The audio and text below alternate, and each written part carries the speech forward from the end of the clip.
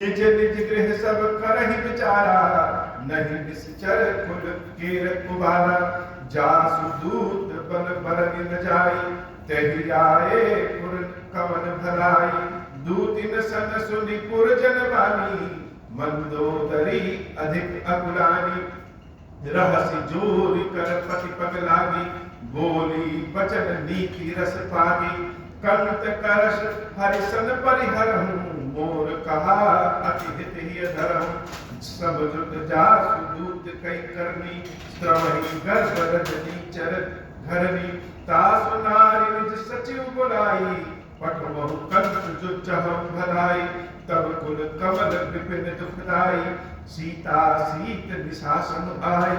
सुनहु नाथ सीता बिनु दीन्हे, हित न तुम्हार शंभु अज कीन्हे। मंगल भवन अमंगल हारी, उमा सहित जहि जपत पुरारी। राम बाण अहिगन सरिस, निकर निशाचर भेक। जब लगी ग्रसत न तब लगी, जतन करहु तजि टेक। मंगल भवन अमंगल हारी, उमा सहित जहि जपत पुरारी। कथा बड़े सुंदर मोड़ पर पहुंच गई है। श्री हनुमान जी महाराज द्वारा माता सीता के बारे में जब प्रभु श्री राम को बताया गया, तो उसके बाद सुग्रीव जी महाराज ने और सभी ने कहा कि हे प्रभु, अब विलंब के ही कारण सुनो। अभी तक तो यह था कि सीता का पता नहीं चला, अब तो सीता जी का पता भी चल गया, तो अब विलंब किस बात का? हम सब चले लंका की ओर प्रस्थान करें। और प्रभु श्री राम के कहने पे सुग्रीव जी महाराज ने बानरी सेना, भालुओं की सेना सबको इकट्ठा कर दिया। पहले तो 100 लोगों को बुलाया जाता था तो 10 आते थे, लेकिन अब जब से चारों ओर यह प्रचार हो गया, सब लोग यह जान गए कि हम बानरों में जो सबसे छोटा बानर था हनुमान, हनुमान का मतलब जिसकी टुड्डी टेढ़ी हो, तो ऐसा बानर था जिसकी टुड्डी टेढ़ी है। वह जब राम की शरण में गया और राम जी जब कृपा किए, तो वह हनुमान बजरंग बली के स्वरूप में आ गए। अर्थात हम सब पशुओं जानवरों का हित राम की ही शरण में जाने से यह जब समाचार पहुंचा तो सारे लोग आ गए। अब सुग्रीव जी महाराज 100 को बुलाते तो आए जी उपजुक्त 1000 लोग आकर के प्रभु श्री राम के चरणों में अपना शीश नवाते। सब आते, प्रभु श्री राम के चरणों में शीश नवाते और ऐसा लगता जैसे सबके पंख निकल गए हों, युद्ध करने के लिए सब तैयार। राम जी की सेना बड़ी जोश खरोश के साथ लंका की ओर आगे बढ़ रही है।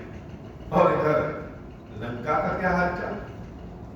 लंका का हाल तो ऐसा बेहाल है कि जो राक्षस निशाचर जिनको कहते हैं, जिन राक्षसों से सारा संसार परेशान रहता है, मनुष्य सब जानवर पशु पक्षी आदि, वो सब राक्षसों से बचते हैं कि वे राक्षस न मिल जाए, और राक्षस मिल जाएंगे तो हमको खा जाएंगे।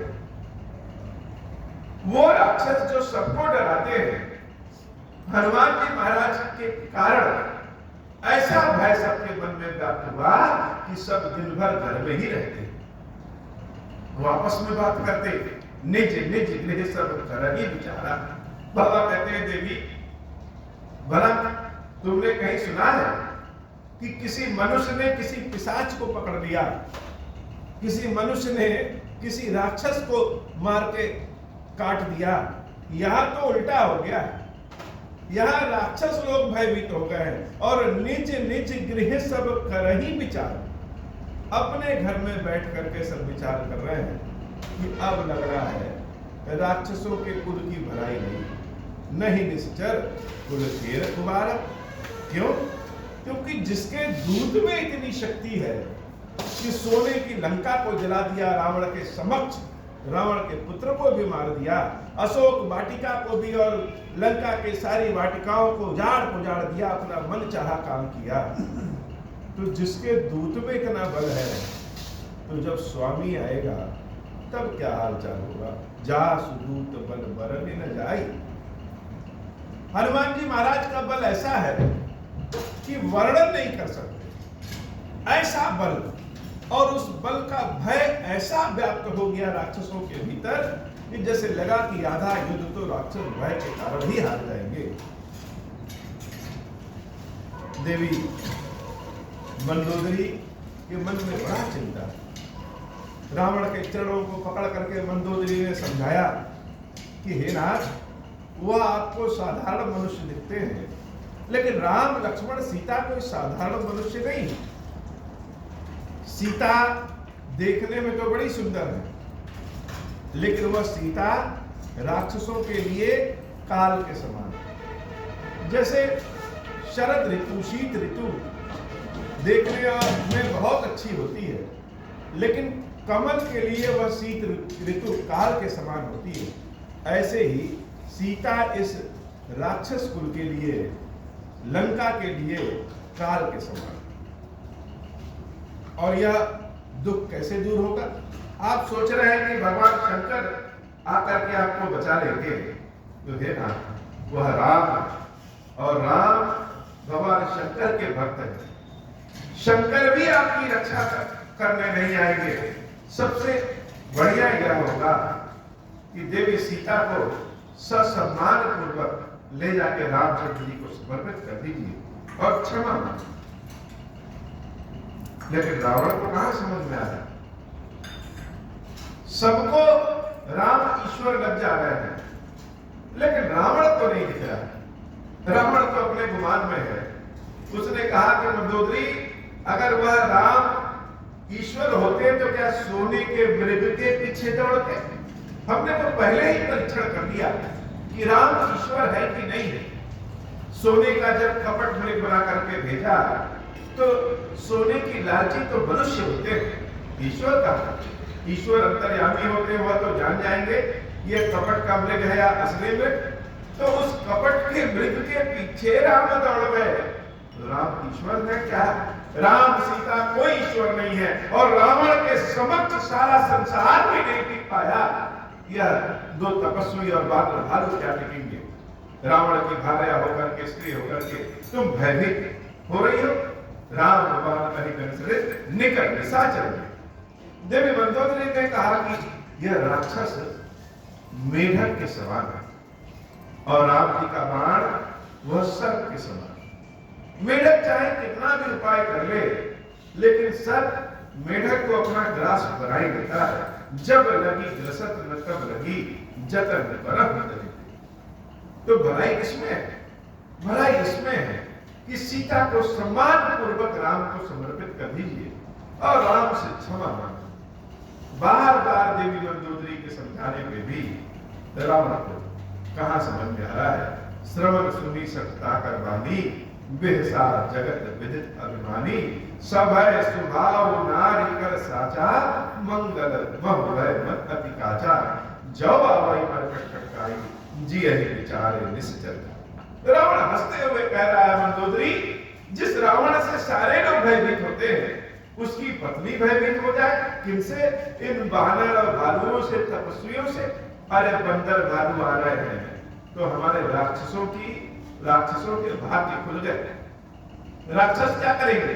इन बंदर भालुओं को खा करके अपना पेट भर लेंगे। यह तो बहुत अच्छी बात है। जो आवई मरकट कटकाई, जी अहि विचारे निश्चर खाई। कम पहि लोक बचा की त्रासा, तासु नार सभी पे बड़ी आशा। अस कहि बिहस ताहि पुरलाई, चले उस सभा ममता अधिकाई। मंदोदरी हृदय कर चिंता, भय कंठ पर विद विपरीता। बैठे उस सभा खबर सिपाही, सिंधु पार सेना सब आई।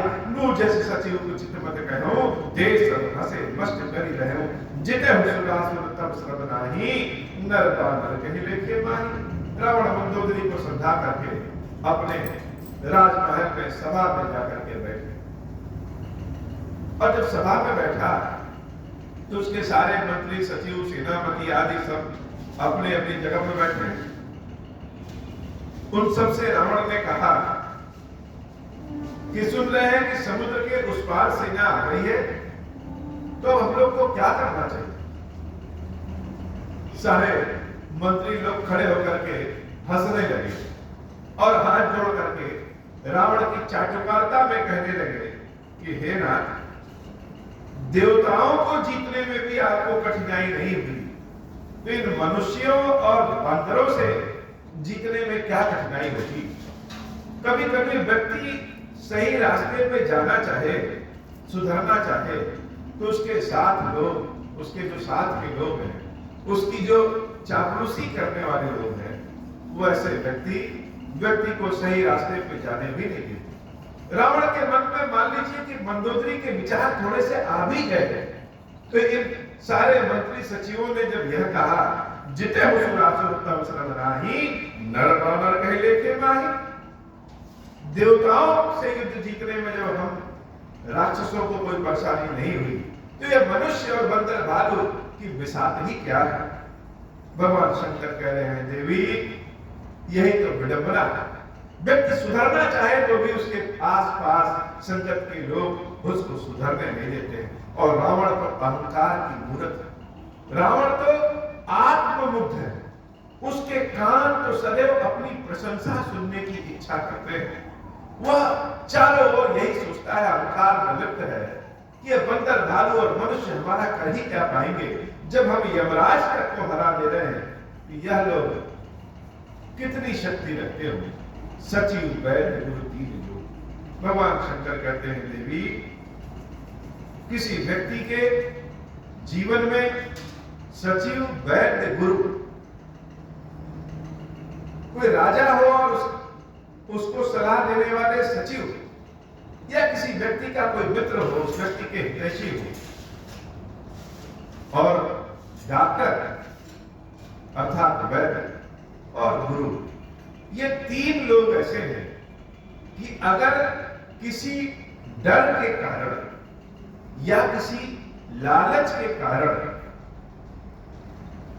अपने साथी को, अपने राजा को सलाह देने लगे, तो समझ लेना चाहिए कि राज धर्म तर्क तीन कर हो ही बेगही नाश। जिस पद पे बैठे हैं, जो राज्य है, जो कार्य है, उसका भी नाश हो जाएगा, धर्म का भी नाश हो जाएगा और शरीर का भी नाश हो जाएगा। आज हम अगर वर्तमान परिप्रेक्ष्य में इसको देखें तो मानस भविष्य के लिए भी, वर्तमान के लिए भी और भूतकाल के लिए भी बहुत ही लाभकारी और भविष्यवक्ता है। हम सबके चारों ओर जैसे ऐसा ही वातावरण है। किसी से अगर कुछ सलाह लेने जाइए तो सलाह देने वाला व्यक्ति, जो व्यक्ति सलाह ले रहा है, उसकी पद, उसकी गरिमा, उसके हाव भाव व्यवहार को देख करके सलाह देता है। हाँ में हाँ में मिला देता है। क्यों? क्योंकि सोचता है कि अगर इनके हाँ में हाँ नहीं मिलाएंगे तो यह नाराज हो जाएंगे, तो नाराजगी कौन लेना चाहिए। और कभी कभी यह भी व्यक्ति सोचता है कि इसके हाँ में हाँ मिला देंगे तो भी मेरा फायदा है। आज चाहे राजनेता हो, चाहे अफसरशाही हो, चाहे जो भी हो, हर जगह ऐसे लोग विद्यमान हैं। और चाहे गुरु कह लें, चाहे डॉक्टर कह लें, अगर डॉक्टर के पास कोई मरीज जाए और डॉक्टर बीमारी को छिपा दे, डरवश बीमारी न बताए, तो व्यक्ति का क्या हाल हो। तो आज तो चारों ओर वैसा ही वातावरण है जैसा कि रावण के समय में था। और रावण की भी स्थिति यही है कि रावण के मंत्री लोग जो हैं वह रावण से भयभीत रहते थे। रावण के विरुद्ध में कुछ कहेंगे तो हो सकता है रावण को अच्छा न लगे, वो हमें मृत्युदंड दे दे या देश से निकाला दे दे। और रावण के मन वाली बात कहेंगे तो वह प्रसन्न होकर के धन संपदा तो सब दे देगा। सचिव, वैद्य, गुरु तीन जो प्रिय को नहीं है आस, राज धर्म तन तीन कर हो ही बेगही नाश। सोई रावण कहु बनी सुहाई, सोई रावण कहु बनी सहाई, अस्तुति करहि सुनाई सुन। यह बड़ी सुंदर बात भगवान शंकर कहते हैं कि अस्तुति करहि सुनाई सुन। आज किसी का नाम अगर लिया जाता है तो पहले तो उसको सुना सुना करके, राजनीति में या धार्मिक क्षेत्र में या कहीं भी, जैसे दिखावे की परंपरा ही बन गई। अगर हम सामाजिक क्षेत्र में देखें तो सोशल मीडिया पे जाएं या कहीं भी जाएं तो लगेगा कि जैसे सतयुग आ गया है। चारों ओर धर्म की बातें। शिवरात्रि के दिन तो लगा कि पूरा संसार ही धार्मिक हो गया। रामनवमी के दिन लगेगा कि सारा संसार राम जी का भक्त है। कृष्ण जन्माष्टमी के दिन लगेगा कि सारा संसार कृष्ण का ही भक्त है। तो एक बयान हवा चलती है और एक दिखाने की ऐसी परंपरा हो गई कि एक लोटा जल भी अगर हम चढ़ा रहे हैं तो महादेव जी पे चढ़ रहा है कि नहीं चढ़ रहा है पता नहीं, लेकिन संसार में चाहे वह सोशल मीडिया हो, चाहे वह स्टेटस हो, चाहे वो व्हाट्सएप हो, चाहे यूट्यूब हो, संसार में चारों ओर फैलाना ही मकसद हो गया है। जैसे भगवान की भक्ति कहीं चुप गई, स्तुति कर ही सुनाई सुनाई, संसार को सुना सुना करके बता बता करके दिखाया जाता है। किसी नेता मंत्री, किसी अफसर के बारे में अगर कुछ कहना हो तो ऐसा कहेंगे ताकि वह अफसर भी सुने। प्रशंसा किसी की किसी को सुना सुना के किया जाए। सोई रावण कहूं बनी सहाय। रावण के राज्य में भी ऐसा है। सारे लोग रावण के मुख वाली, रावण के मन वाली बात रावण के मुख पे सुना सुना के अपने कामों को दिखा दिखा के करते थे। मानो रावण के नजर में, दृष्टि में वो आना चाहते थे कि सबसे ज्यादा काम करने वाले तो हम ही, सबसे ज्यादा काम करने वाले हम ही। सतयुग में आचार, आचार का मतलब हमारा जो व्यवहार है, वह व्यवहार द्वापर, त्रेता और द्वापर में विचार, हम कौन सा विचार रखते हैं, और कलयुग में प्रचार, इन तीन चीज के बिना काम नहीं चलता। तो आज कलयुग है। बाबा तुलसी बाबा भी लिखते हैं उत्तरकांड में कि कलयुग में धर्म के काम भी लोभ वश होने लगे। आज चाहे जिसका भी देखे, प्रचार चारों ओर दिखता है, लेकिन व्यवहार में कहीं कुछ भी नहीं रहता।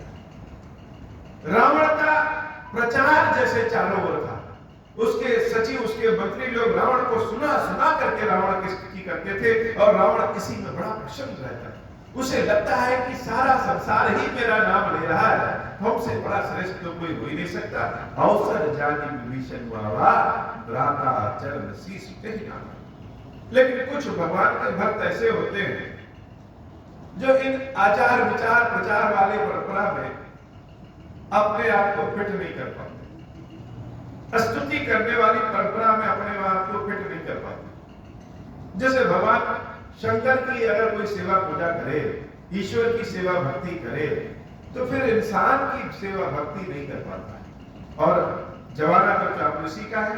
भगवान शंकर की सेवा भक्ति से ज्यादा कठिन है आज के समय किसी इंसानों की भक्ति करना है, और इंसानों की भक्ति करने वाले भगवान की भक्ति नहीं कर सकते, और भगवान की भक्ति करने वाले इंसान की भक्ति नहीं कर सकते। विभीषण जी महाराज तो राम जी के भक्त ठहरे। सारा दरबार जब रावण की मुंह देखी कर रहा है, उसी अवसर पर विभीषण जी महाराज आते हैं और भ्राता चरण शीश ही नाम, अपने भैया रावण के चरणों में अपने शीश को नवाते हैं। मानस के शब्द बड़े उत्तम, मानस के शब्द को हम इधर उधर कर ही नहीं सकते। बाबा कहते हैं कि देवी भ्राता चरण शीश ही नाम। यद्यपि रावण राजा के रूप में अपनी कुर्सी पे बैठा है, लेकिन विभीषण जी ने चरण कैसे छुए? अपना बड़ा भाई मान करके चरण छुए। क्यों? क्योंकि राजा का तो सब सलाह मुख देखी मुंह देखी दे रहे हैं, लेकिन भाई भाई का हितैषी होता है। विभीषण जी महाराज रावण को राजा का मान करके, अपना बड़ा भाई मान करके चरण को छूते हैं और आज्ञा लेकर के अपने आसन पर बैठ जाते हैं। बोली से बैठने आसन, बोला वचन पाई अनुशासन। अपने भाई रावण से अनुमति लेकर के कहते हैं कि मेरी ओर से कुछ सलाह है, अगर आपकी आज्ञा हो तो मैं भी सलाह दे दूं। जाओ कृपाल पूछे वही बाता, मत अनुरूप कहूं हितदाता। हे नाथ, अगर आप मुझसे पूछेंगे कि क्या करना चाहिए, सेना तो सिंधु के उस पार आ गई है, ऐसे अवसर पे हम लोग को करना क्या चाहिए? तो मैं जो कहूंगा वो क्या कहूंगा, मति अनुरूप, अर्थात हमारी जो बुद्धि है, हमारा जो समझ है, उस बुद्धि समझ के अनुसार हम आपको सलाह देंगे। मति अनुरूप कहूं हितकर। हे नाथ, हम जो बात कहेंगे वो अपनी बुद्धि के अनुसार कहेंगे और ऐसी बात कहेंगे जो आपके लिए हितकारी हो।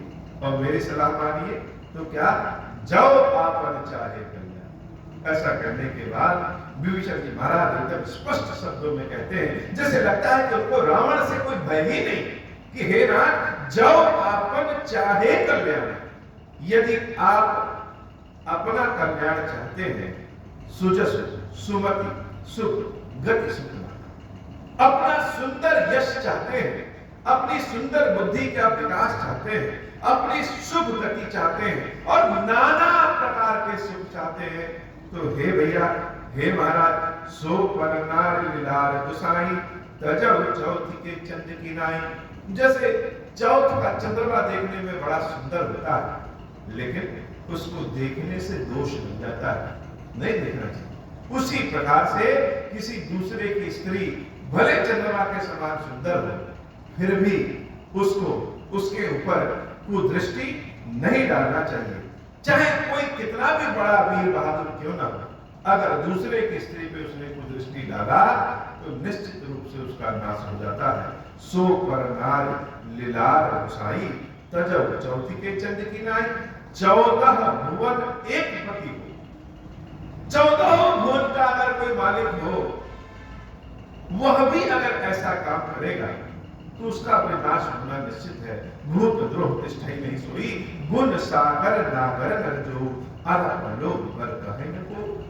हे नाथ, कोई मनुष्य गुणों का समुद्र हो, विनयशील हो, सारी अच्छी आदतें हो, लेकिन उसके भीतर भी अगर दूसरों की स्त्री पे कुदृष्टि डालने का बुरी आदत है, तो निश्चित रूप से उसका भी नाश हो जाना है।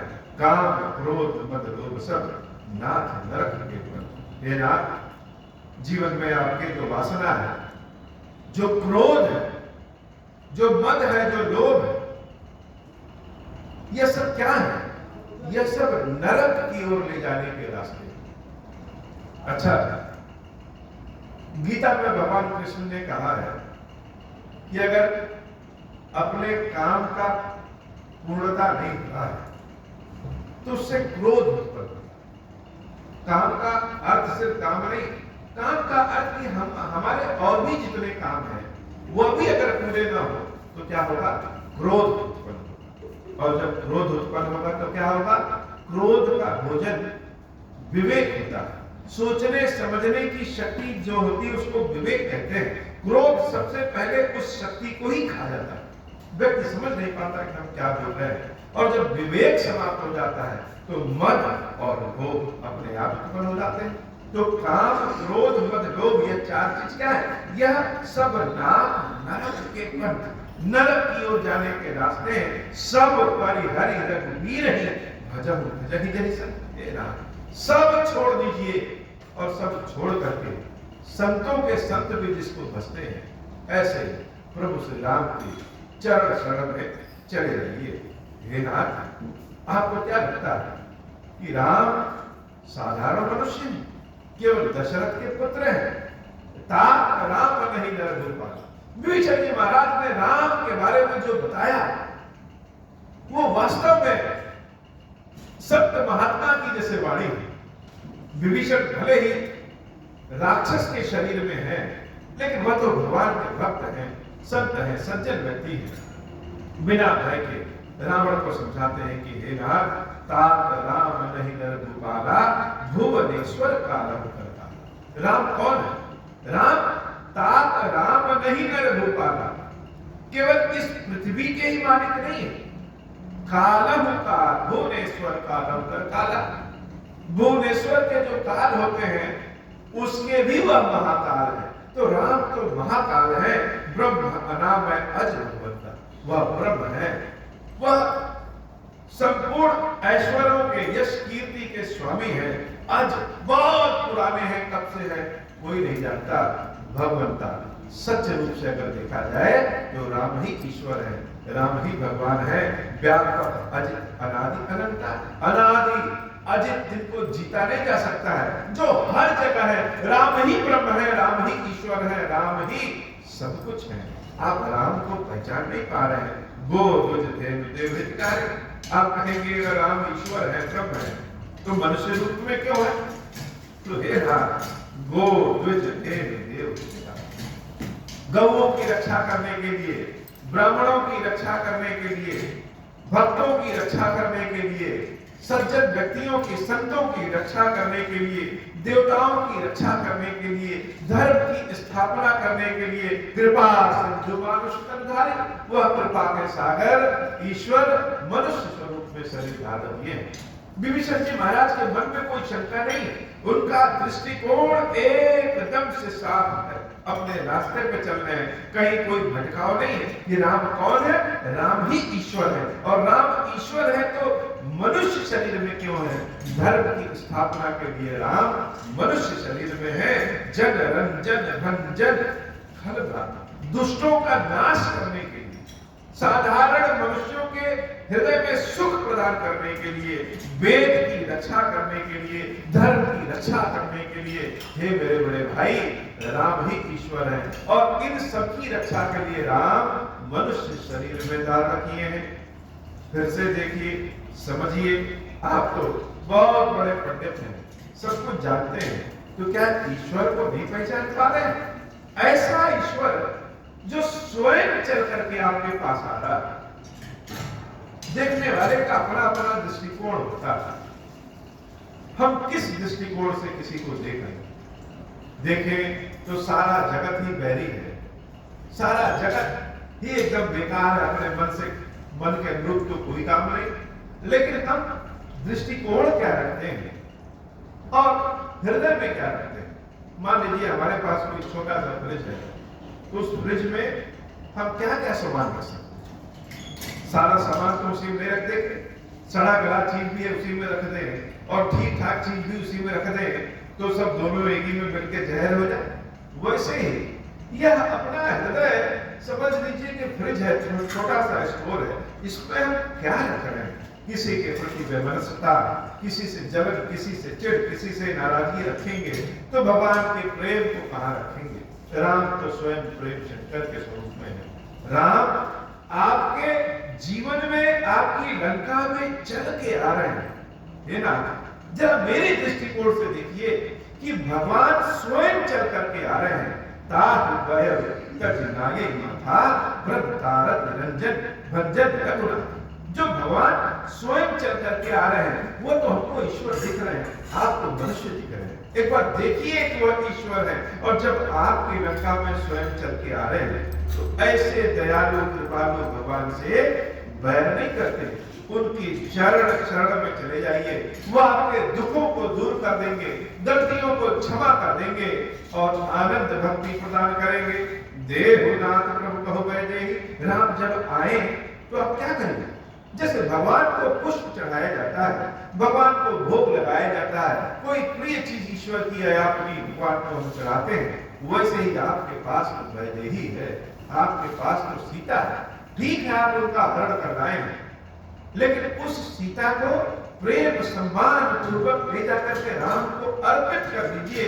भगवान आपकी गलतियों को क्षमा कर देंगे। भजो राम बिनु हेतु सनेही। राम बिना कारण के प्रेम करने वाले। हम सब तो बड़े स्वार्थी हैं। महादेव जी को एक लोटा जल भी चढ़ाते हैं तो इच्छा पहले रहती, भगवान मेरा कल्याण करे, धन संपत्ति प्रदान करें। ईश्वर को कभी प्रेम की दृष्टि से हम देखते ही नहीं। जैसे किसी का कोई बच्चा पैदा हो तो बच्चा बड़ा होकर के क्या बनेगा, बुढ़ापे की सहारा होगा कि नहीं होगा, यह बात, यह विचार बिना मन में लाए माँ बाप उस बच्चे की सेवा करते हैं, प्रेम के वशीभूत होकर के सेवा करते हैं। ऐसे ही भगवान को कभी बिना स्वार्थ के प्रेम करके देखें। ईश्वर से मिलने जा रहे हैं तो अपनी आकांक्षाओं, मनोकामनाओं को भगवान के मंदिर के बाहर ही छोड़ दे। भगवान से कहने की जरूरत नहीं है, वह तो सब जानते हैं। बोलते किस लिए? अपने को सुनाने के लिए, अपने मन को सुख संतुष्टि प्रदान करने के लिए। भगवान के समक्ष जाकर के खड़े हो जाइए, उनसे बोलने की आवश्यकता नहीं है। ईश्वर ने जो दिया है, ईश्वर जो देंगे, ईश्वर जो करेंगे, वह निश्चित रूप से हमारे हित के लिए ही करेंगे। तो जब हमारी कामनाएं मन में बहुत रहती हैं, अपने कष्ट की पीड़ा बहुत मन में रहता है, अपनी इच्छा आकांक्षा मन में बहुत रहता है, तो ईश्वर को तो हम प्रेम शंकर की दृष्टि से देख ही नहीं पाते। भगवान के भीतर का प्रेम, अपने भीतर का प्रेम तो भगवान को अर्पित ही नहीं कर पाते। एक बार प्रेम से ईश्वर को देखें, जैसे राम बिना कारण के प्रेम करते हैं, वैसे भक्तों को भी भगवान को पहले प्रेम करना चाहिए। उसके बाद तो भगवान सब जानते हैं, सब रक्षा करेंगे, सब कृपा करेंगे। हे नाथ, आपके पास वैदेही है, सीता है, उस सीता को सम्मान पूर्वक ले जाकर के राम को अर्पित कर दीजिए। शरण गए प्रभु तापन त्यागा, विश्वद्रोह अगज हिला। भगवान की शरण में जो चला जाता है, चाहे वह बड़े से बड़ा पापी क्यों ना हो, चाहे संपूर्ण संसार उसका दोषी क्यों ना हो, फिर भी भगवान की शरण में जो चला जाता है, भगवान निश्चित रूप से उसकी रक्षा करते हैं। जा सुनाम तापन सावन, सोई प्रभु प्रकट समझिए रावण। जिसका नाम लेने से जासु नाम त्रय अर्थात तीन तरह के कष्ट, तीन तरह के ताप होते हैं। कौन से?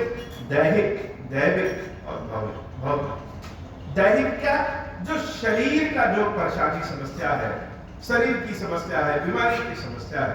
दैविक अर्थात जो हमारे पूर्व जन्म के कुछ कर्म हैं, इस जन्म के जो पाप कर्म हैं, उसमें जो दैवी शक्ति का जो क्रोध है, जो अपने कर्म है, उसका पाप है, उसका दुख है वह।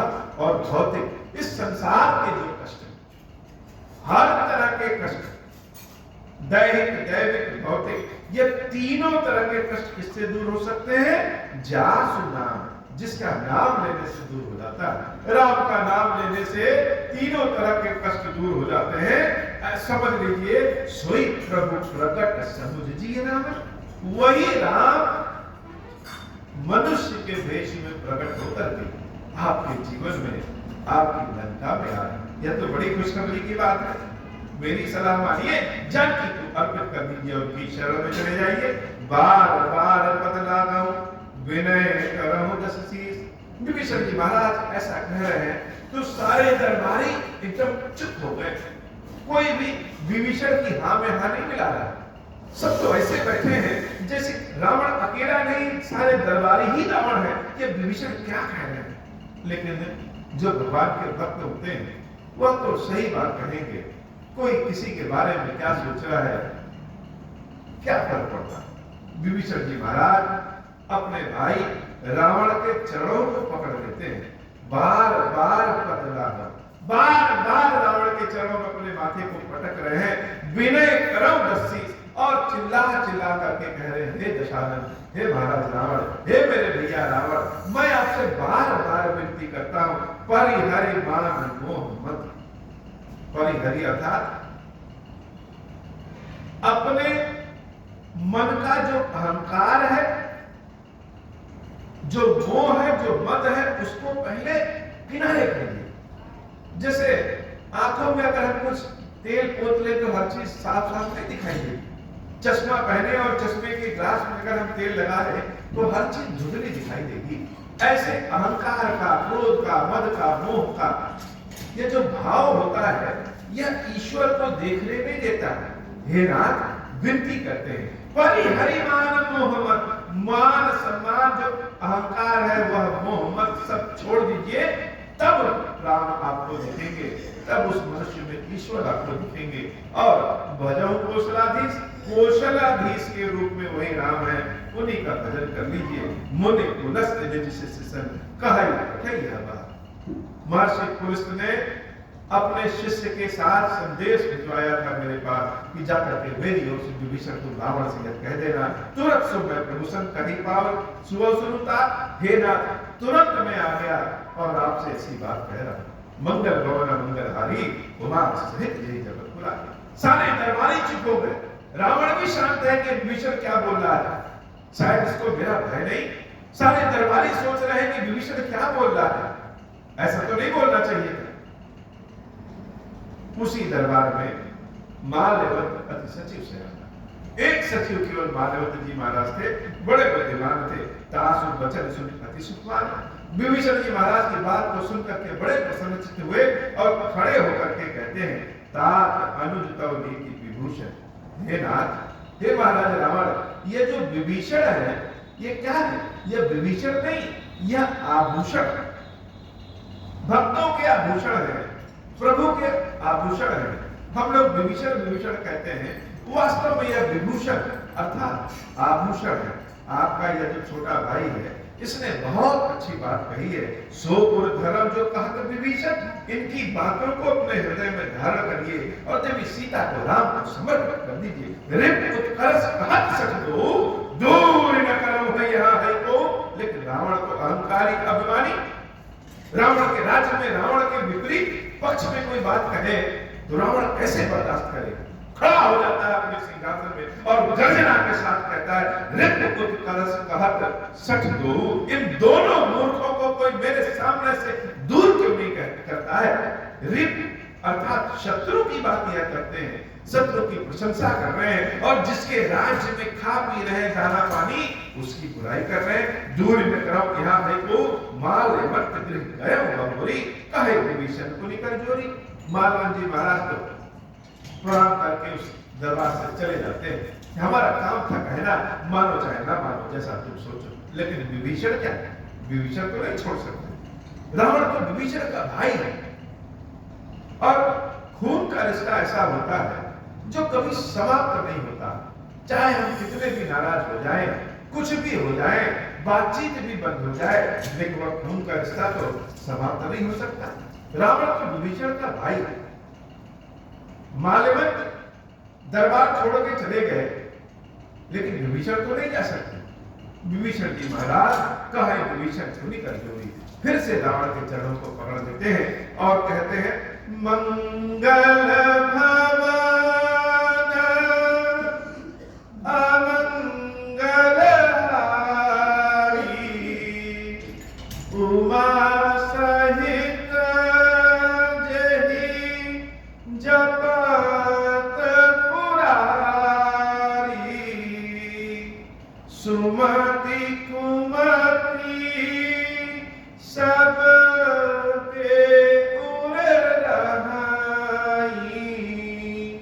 नाथ पुराण निगम अस कहाई। यह जो सुमति अर्थात सुंदर मति, सुंदर बुद्धि, सबका कल्याण करने वाली बुद्धि जो होती है, और कुमति अर्थात जो दुष्टों की बुद्धि होती है, राग द्वेष की बुद्धि होती है, यह बुद्धि, दोनों बुद्धि सुमति या कुमति सबके हृदय में रहता है। जैसे धरती की अगर हम जुताई करते हैं और बीज रोपण करते हैं, बुआई करते हैं, तो बीज से जो पौधे निकलते हैं वह तो निकलते ही निकलते हैं, लेकिन खरपतवार भी निकल जाते हैं। अर्थात उस धरती में सब कुछ है, खरपतवार भी, और जो बीज हम अर्पित किए हैं उसके भी पौधे। वैसे ही हृदय में ठीक बुद्धि और बुरी बुद्धि दोनों का भाव रहता है, मन में दोनों का भाव रहता है। हे नाथ, ऐसा हम नहीं कह रहे हैं, ऐसा तो पुराण वेद शास्त्र निगम श्रुतियां कहती हैं। बड़े बड़े ऋषि महर्षि भी यही बात कहते हैं और यह कहते हैं कि जहां सुमति का संपत्ति धना, जहां सुंदर बुद्धि है, सबको मिला करके चलने की बुद्धि है, वहां अनेक तरह की संपत्तियां होती हैं, खुशी होता है, आनंद होता है, धन संपत्ति सब कुछ होता है। और जहां कुमति तहां विपत्ति निदान, जहां की बुद्धि खोटी हो जाए, खराब हो जाए, वहां बहुत तरह की विपत्ति सर पे आ जाती है। हे नाथ, तब कुमति बसी विपरीता, हित अनहित मानव प्रीता, काल रात निश्चर कुल केरी, तेरी सीता पर प्रीति करेरी। आपके हृदय में उल्टी बुद्धि आ गई। जिस सीता को आप सोच रहे हैं कि यह बड़ी आकर्षित करने वाली है, वह वास्तव में काल रात्रि, देवी काल रात्रि है ना दुर्गा में, वास्तव में वह काल रात्रि के समान है। रावण के मन में सीता के प्रति बहुत पहले से भाव था। लोग कहते हैं कि बहन की बदला लेने के लिए रावण ने ऐसा किया, तो शायद वह रावण को समझते नहीं या मानस की कथा नहीं समझते। आजकल तो एक बड़ा भाव उत्पन्न हो गया है, जहां भी देखिए, दशहरा पे देखिए या किसी जगह पे देखिए, विशेषकर ब्राह्मण बंधु लोग, जातिवाद तो जैसे हर जगह फैल गई है, रावण को अपना रिश्तेदार लोग समझ लेते, रावण की बुराई नहीं करेंगे, रावण में बहुत अच्छाई दिख जाती है और बुराई किसकी? राम की होने लगी कि रावण ने ये किया, रावण के अंदर ये गुण है। वास्तव में रावण के अंदर जितना राक्षसी स्वभाव था, ऐसा राक्षसी स्वभाव किसी के भीतर नहीं। भगवान को अगर अवतार लेना पड़ जाए तो ऐसा व्यक्ति कैसा स्वभाव का हो सकता है? रावण जब देवी सीता के स्वयंवर में पहुंचा था, तो सीता को देख करके ही उसके मन में बुरे विचार आने लगे थे। क्यों? क्योंकि रावण वासना वाला व्यक्ति तो था ही, साथ ही साथ ज्योतिष शास्त्र का बहुत बड़ा ज्ञाता था। वह जानता था कि सीता जिसके जीवन में आ जाएगी, उसके पास सब कुछ आ जाएगा। तो सीता आएगी कैसे? जो भगवान शंकर के धनुष को तोड़ेगा, सीता का विवाह उसी से होगा। और धनुष टूटेगा कैसे? जिसके लिए सीता के हृदय में प्रेम हो, धनुष उसी से टूट सकता है। इसलिए रावण ने महाराज जनक के समक्ष प्रस्ताव रखा। जब जनक जी महाराज परेशान हो गए, इस धरती पे कोई बहादुर नहीं है जो शंकर जी के धनुष को तोड़ सके, तब रावण ने जनक जी महाराज से अकेले में बात किया कि हे महाराज जनक, आप सीता का विवाह मुझसे कर दीजिए, पहले विवाह कर दीजिए, तब मैं धनुष तोड़ दूंगा। जनक महाराज नहीं माने। रावण ने जनक को कहा, आप मूर्ख हैं, शायद आप ग्रहों के चक्कर को नहीं जानते, ज्योतिष के बारे में आपको पता नहीं है। सीता के हृदय में जिसके लिए प्रेम होगा, धनुष वही तोड़ सकता है। और सीता का विवाह जब आप मुझसे कर देंगे, तो सीता के हृदय में मेरे प्रति प्रेम हो जाएगा, तो मैं धनुष तोड़ दूंगा। लेकिन जनक जी महाराज तो नहीं माने। रावण को वहां पराजय का मुख देख करके आना पड़ा। तब से उसके मन में सीता को पाने की आकांक्षा थी, किसी भी प्रकार से। जब हम कोई चीज ठीक से नहीं पाते हैं तो क्या आदमी क्या करता है? चुरा लेता है। कहीं हीरा सोना रखा है और हम बहुत मेहनत करके नहीं पा रहे हैं, तो कहेगा ला चुरा ले। लेकिन जो सोना हीरा हम अपनी बुद्धि से, मन से, मेहनत से प्राप्त करें, क्या उसको चुराने से वो सुख मिल सकता है? तो सीता का उसने हरण कर लिया, कपट का भेष बना करके। और जब सीता का हरण कर लिया तो सीता आ तो गई, लेकिन क्या वह देवी के रूप में आई? वह तो काल रात्रि के रूप में आ गई। वही विभीषण जी महाराज कह रहे हैं, काल रात निश्चर के। ये सीता दिखने में जितनी उजली आपको दिख रही है, यह काल के समान है। कहीं सीता पर प्रीति घनेरी, उस सीता से आप घृणा प्रेम कर रहे हैं जो आपके नाश करने के लिए ही आई है। इस सीता को राम को समर्पित कर दी। तात चरण कहीं मानो राख मोर दुलार। हे नाथ, दरबारी के रूप में मुझे मत देखे, सचिव मंत्री के रूप में मेरी बात न मानिए। अपने लिए न सही, मैं आपका छोटा भाई हूं, और छोटे भाई का एक दुलार, एक अधिकार होता है बड़े भाई। हे नाथ, उस दुलार, उस अधिकार के कारण मैं आपसे कुछ मांग रहा हूं। तात चरण गहि मानो, आपके चरणों को पकड़ करके, समस्त दरबार में आपके चरणों को पकड़ करके आपसे अपने छोटे भाई के अधिकार और दुलार को मांग रहा हूं। राखूं मोर दुलार, मेरे मान मर्यादा की रक्षा करिए। सीता देहु राम कहूं, देवी सीता को राम को समर्पित कर दीजिए और राम की शरण में चले जाइए। अहित न होई तुम्हारा, मैं कारण के नेताओं का आपका कोई अहित नहीं होगा। मंगल भवन मंगलहारी, उमा सहित जय जगत गुरारी। भगवान शंकर कहते हैं, देवी यद्यपि विभीषण जी ने बड़ी उचित बात कही, लेकिन जो अहंकारी है, जिसको अपनी आत्ममुग्धता है, अपनी प्रशंसा के बारे में ही सुनना है, वह बड़ा अच्छी बात उसको कहां अच्छी लगेगी। विभीषण जी महाराज की बात उसे कहां समझ में आएगी। मंगल भवन मंगलहारी, उमा सहित जय जगत गुरारी। हे बाबा, आज की कथा इतनी ही। श्री खीरेश्वर महादेव जी, खीरेश्वरी मैया जी, हम सबके ऊपर बाबा कृपा करिए। नित्य प्रतिदिन आपकी सेवा भक्ति करते रहे, ऐसी कृपा करिए बाबा। अब हो प्रसन्न प्रभु मोह पर, नाथ दीन पर नेहु, निज पद भगति देहु प्रभु, पुनि दूसर बर देहु। तब माया वश जीव जड़, संतत फिरहि बुलाना, हम पर क्रोध न करिय प्रभु, कृपा सिंधु भगवान। शंकर दीन दयाल, अब हम पर हो कृपाला, साप अनुग्रह होई जहि विधि, नाथ थोरहि काल। दीन दयाल बिरुद संभारी, हरहु नाथ मम संकट भारी। जहि विधि होई नाथ हित मोरा, करहु सुबेग जानि दास मैं तोरा। राम राज बैठे त्रय लोका, हर्षित भय गए सब शोका। जे सकाम नर सुनहि जे गावहि, सुख संपत्ति नाना विधि पावहि। जो इच्छा करिहउ मन माहि, हरि प्रसाद कछु दुर्लभ नाही।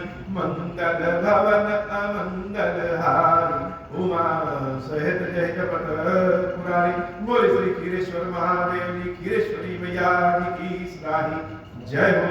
खीरेश्वरम, हे भगवान शंकर, आप ऋण पातक दुर्भाग्य और दरिद्रता की निवृत्ति के लिए तथा संपूर्ण पापों का नाश करने के लिए मुझ पर प्रसन्न होइए। मैं दुख और शोक की आग में जल रहा हूँ, संसार भय से पीड़ित हूँ, अनेक प्रकार के रोगों से व्याकुल और दीन हूँ। खीरेश्वर मेरी रक्षा कीजिए। देव देवेश्वर, सबको निर्भय कर देने वाले महादेव जी, मेरी सी हुई पूजा को पार्वती जी के साथ ग्रहण कीजिए। मेरा मंगल करिए महादेव। शिव शंभो महादेव, शिव शंभो महादेव, शिव शंभो। ओम श्री राम